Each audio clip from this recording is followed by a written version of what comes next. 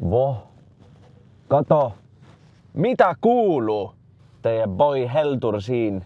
Kas sa ei näe mitte välja, nagu ma istuksin praami peal? Võib-olla on natuke isegi kosta. Te küsite, miks ma lõhnan nagu lihapallid? Ma vastan teile ausalt. Ma olen jõudnud Rootsi.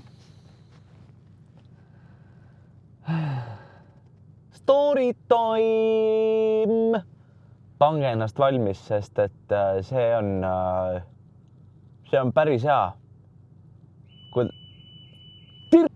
Kuidas ma jõudsin Rootsi? Ma ei tea. Olin mina Eestis, nii nagu normaalne eestlane. Pühapäeval peaks olema etendus Bergenis, Norras. No üks etendus juba tehtud. Tulin vahepeal Eestisse pühapäeval etendus Bergenis. Kõik on tore, ja eile õhtul lihtsalt tuleb teavitus, et by the way, Norras lennujaamad streigivad kuni esmaspäevani.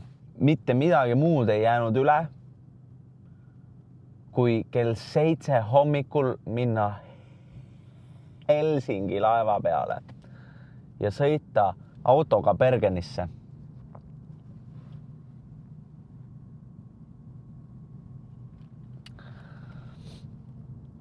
1800 kilomeetrit, see ei ole mingi näitaja. Võtsin rongi, et sõita Tamperre, kus ma sain oma vennaga kokku ja ta laenas mulle autot. Ja kõige nunnum asi üldse, venna laps andis mulle kaasa oma enda kaisuka. Saage tuttavaks. Sipsik, 29-aastane mees reisib kahekesi koos Sipsikuga siin.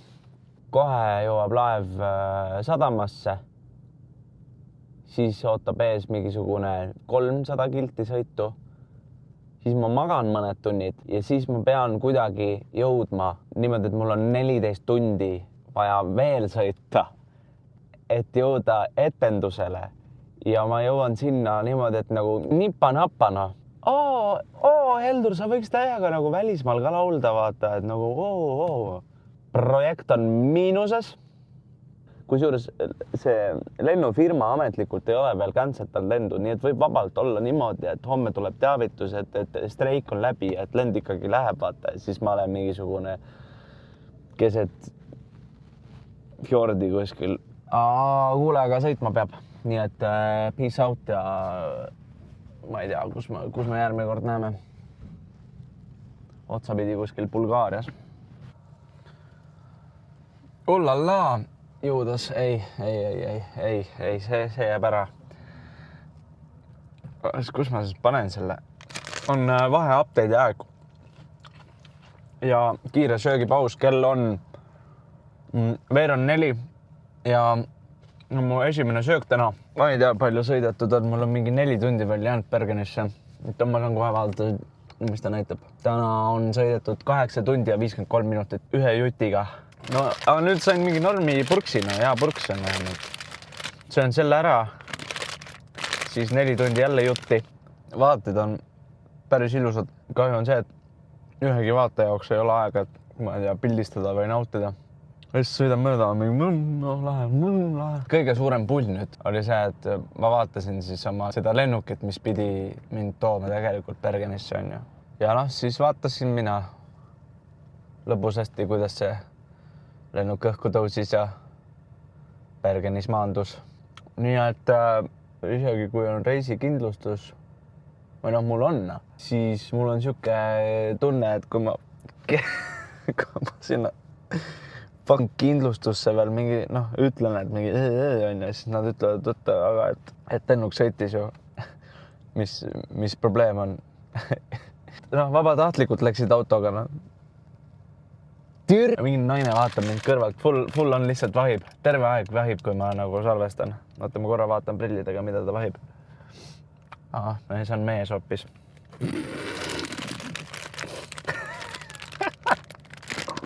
Ja nagu nipsti, olengi Bergenis kohal. Milleks? Miksi? Sorry, see ei ole mu tavaline fit, eks ole. ma valmistun etenduseks, sest et kell on, kus mu kell on, sest et kell on 19:52 ja etendus hakkab kell 21:00. Nii et noh, circa tunni pärast. Tead, ma panen kostüümi kokku, sest et see siin on nii low budget. Lõhnab natukene isegi, noh, ütleme põhikooli lõpuklassi budgeti järgi natuke, noh, natukene niimoodi. Mingisugune kuradi pusa selga ja homme muidugi, eks ole, mul on vaba päev. Saan teid viia siis Bergeni peale jalutama. Ma olen jõudnud sellesse etenduse kohta nüüd, kus me siin seda Mahagoni linna tõusu ja langust mängime. Kurt Vaili ooper. Tegelikult on maru hea ooper. Sükese saalike siin on. Jääkarhu ja 2 mannekeeniga. Väga lõbus.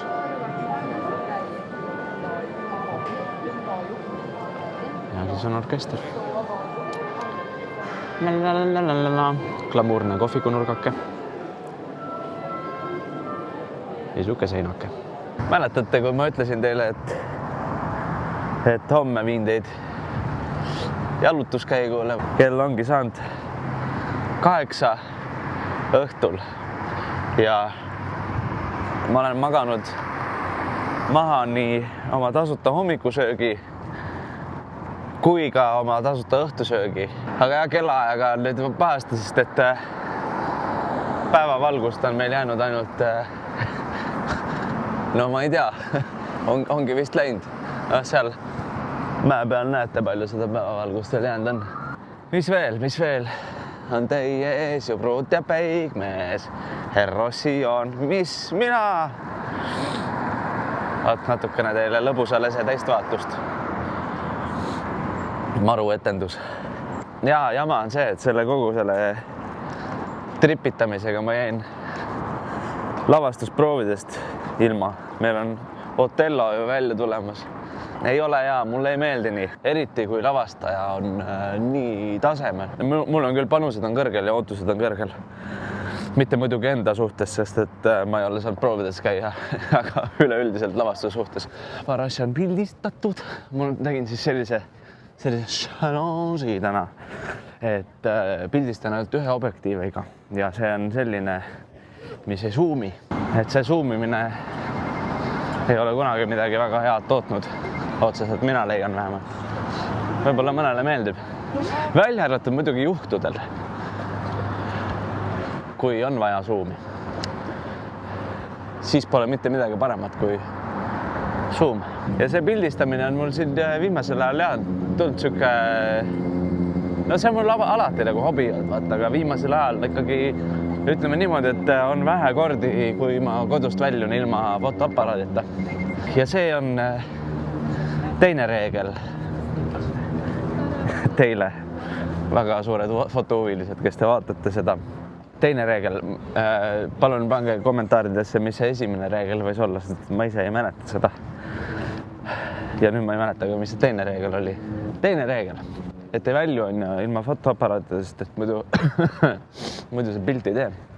Aga mis on ka selle juures tähtis, on see, et fotoaparaat kogu aeg käe pärast.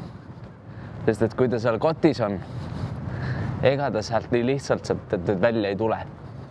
Ma ütlen teile, ta jääb sinna kotti.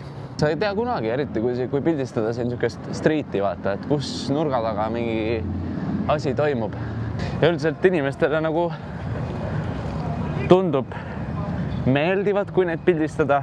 Ma nagu praegu olen proovinud, et läinud täitsa nagu juurde ja näo alla ja ongi see, et mul on see objektiiv, mis ei zoom'i on, siis ma pean minema õite lähedale. Aga ma ütlen teile, et palju kahtlasem on see, kui kuskilt põõsast hästi kaugelt üritada mingit inimest pildistada. See on nagu palju kriipim, et sa lähed ta juurde, teed pildi ja teed mingi on ja sellesse suhtuvad tegelikult inimesed üldiselt sellise huumoriga hakkavad kohe, no nendele meeldib, küll nendele meeldib. Ja kui ei meeldi, siis küll nad siis ütlevad, et ei meeldi. Siis teed ainult ühe pildi. Pole midagi masendavamat kui ilus ilm ja Bergeni kesklinn. See on korralik. Vaat minu paps ütleks selle peale, see on täielik Manhattan. Ja seda see on. Ma tahaks kunagi Manhattanile jõuda ja siis öelda seda fraasi. See on siis väike vahe kokkuvõtte sellest, kui ebamugav elu on.